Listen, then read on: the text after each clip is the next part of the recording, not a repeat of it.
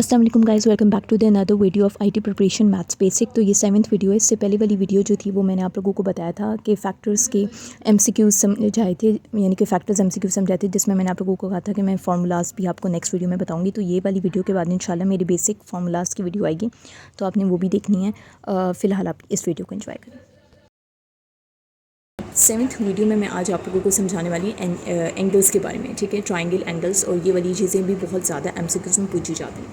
तो आज मैं आप लोगों को इजी वे में समझाऊंगी कि इसको किस तरीके से समझा जाएगा, ठीक है।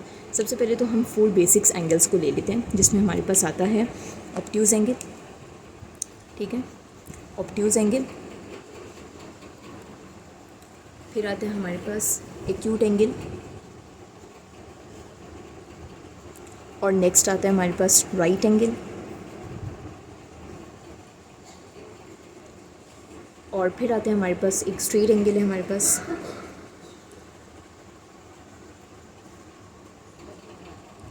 और एक हमारे पास होता है फुल और कंप्लीट एंगल,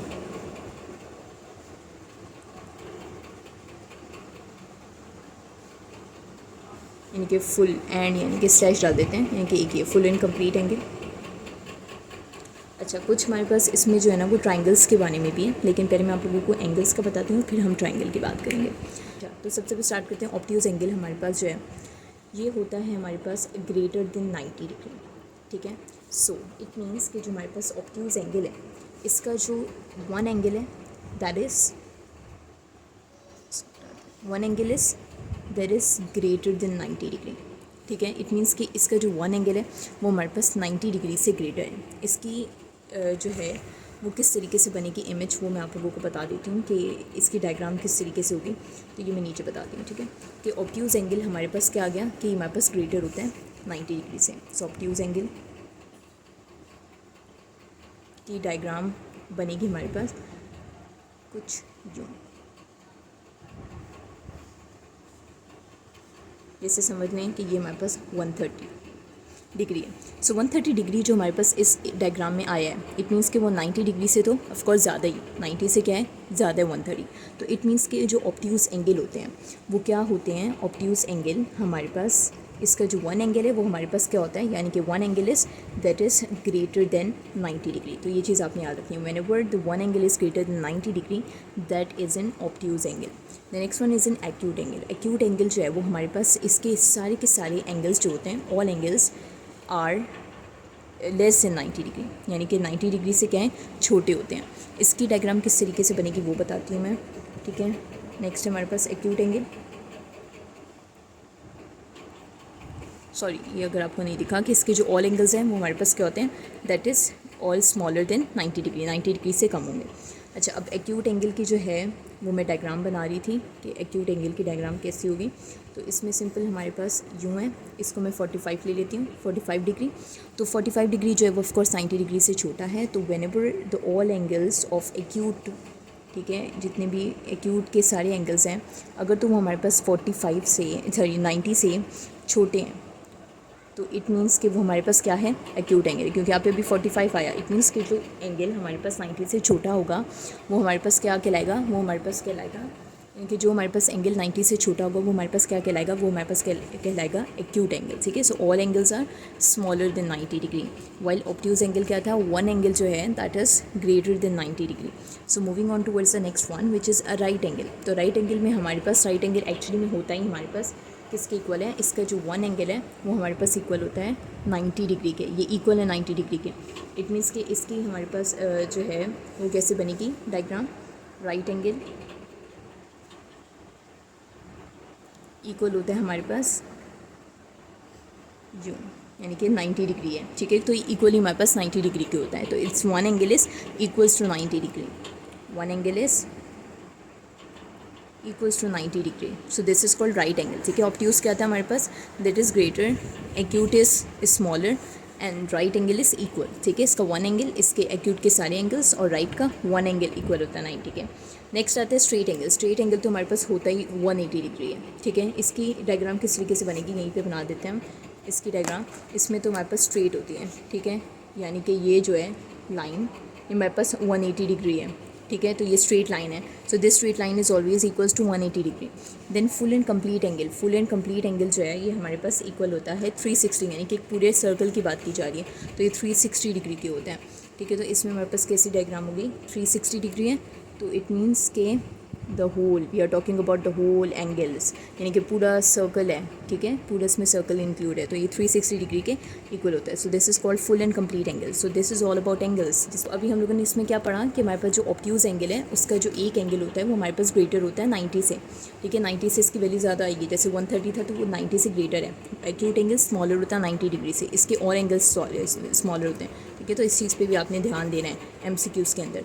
राइट एंगल हमारे पास इसका वन एंगल इक्वल होता है हमारे पास 90 डिग्री के, जो कि हमारे पास मैंने कर दिया 90 डिग्री।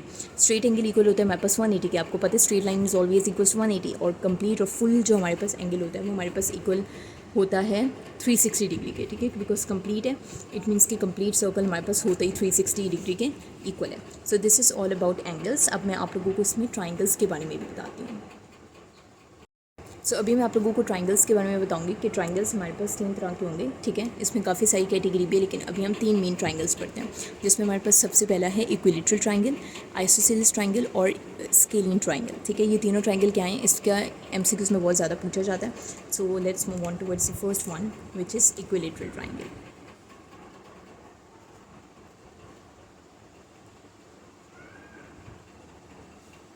ट्राइंगल, अच्छा, इक्विलेटरल ट्राइंगल हमारे पास किस तरीके से बनाया जाता है वो बताती हूँ। इक्विलेटरल ट्राइंगल कौन सा होता है? अच्छा, इक्विलेटरल ट्राइंगल सिंपली वो ट्राइंगल है जिसके हमारे पास सारी के सारी जो, यानी कि ये ऑल थ्री हमारे पास लाइंस इक्वल हैं, यानी कि ये तीनों हमारे पास क्या हैं, इक्वल है, all three angles are equal. ये मीन्स के सॉरी ये लाइंस क्या हैं ट्राइंगल की, तीनों इक्वल हैं। So this is called equilateral triangle, ठीक है। ये तीनों हमारे पास क्या हैं, इक्वल हैं। So all three are equal.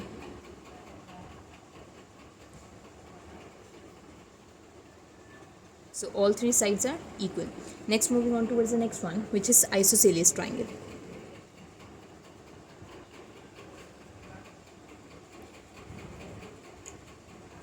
अच्छा, आइसोसेलेस ट्राइंगल में हमारे पास क्या होता है कि हमारे पास दो साइड्स ट्राइंगल की सेम होती हैं, ठीक है। कौन सी साइड? हमारे पास कोई भी 2 इक्वल साइड्स हों तो वो हमारे पास कहलाता है आइसोसेलेस ट्राइंगल।